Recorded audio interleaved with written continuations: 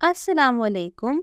Welcome to GM Publishers and the book which we are doing today, English of Prep Class. Students, today we will learn some very special words, his and her.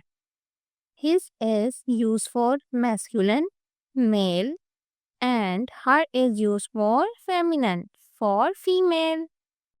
Dear students, read aloud with me. Look at this. He is my younger brother.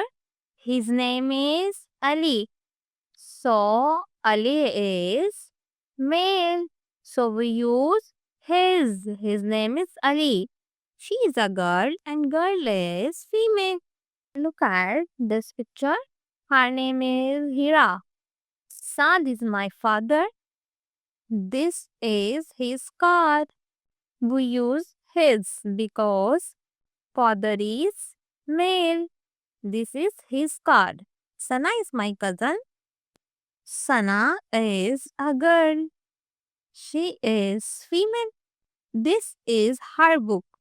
So we use her because she is feminine. This is her book.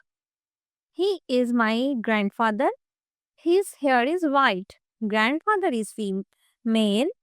Grandfather is masculine. So we use his. His hair is white. She is my friend. आप picture में दे सकते हैं. She is a girl. So we use her. Her balloon is red.